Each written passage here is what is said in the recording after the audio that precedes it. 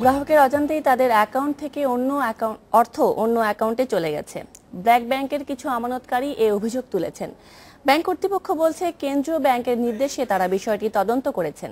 বেশ কিছু গ্রাহকদের অর্থ ফেরত দেওয়া হয়েছে, তবে সন্দেহভাজন হিসেবে বেশ কিছু গ্রাহককে এখনো টাকা ফেরত দেওয়া হয়নি। উল্টো ওই সব গ্রাহকদের বিরুদ্ধেই প্রতারণার অভিযোগ এনেছে ব্যাংকটি। তবে ব্র্যাক ব্যাংক প্রকৃত দোষী হিসেবে প্রমাণিত হলে উপযুক্ত শাস্তি দেওয়া হবে বলে জানিয়েছে বাংলাদেশ ব্যাংক।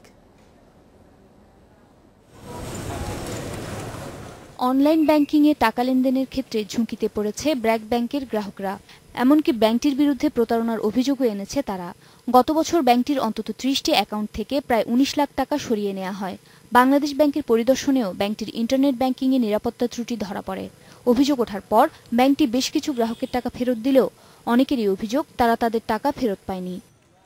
আমার অ্যাকাউন্ট থেকে টাকা ট্রান্সফার কার কাছে হয়েছে সেটা আইডেন্টিফাই করলে খুব ইজিলি জিনিসগুলো বের হয়ে আসতেছে।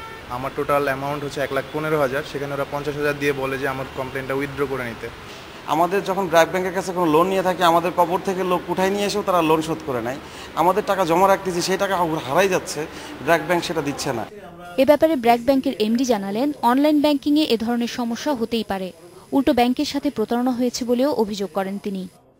কাস্টমারের কার্ড প্রেজেন্ট থাকে না, ইলেকট্রনিক ট্রানজ্যাকশনসগুলো হয়, আপনার ফিজিক্যাল প্রেজেন্স থাকে না, ইন্টারাকশনটা হয় থ্রু ওয়েব ইন্টারনেট, তখন কিন্তু একটা চান্স থেকেই যায়। তা আমাদের ইনভেস্টর বলে এখানে কিছু একটা সমস্যা ছিল, এখানে কিছু ফ্রড আমাদেরকে করার চেষ্টা করা হয়েছে। বাংলাদেশ ব্যাংক বলছে, সন্দেহভাজন গ্রাহকদের নামে ব্র্যাক ব্যাংক মামলা করায় এটি এখন বিচারাধীন বিষয়। তবে সব যাচাই বাছাইয়ের পর ব্যাংকের দোষ পাওয়া গেলে উপযুক্ত শাস্তি দেবে বাংলাদেশ ব্যাংক। কিছু অভিযোগ তাদের নামে বেশি হয়তো আসে, সেগুলো তারা তাৎক্ষণিকভাবে আবার মীমাংসারও চেষ্টা করে।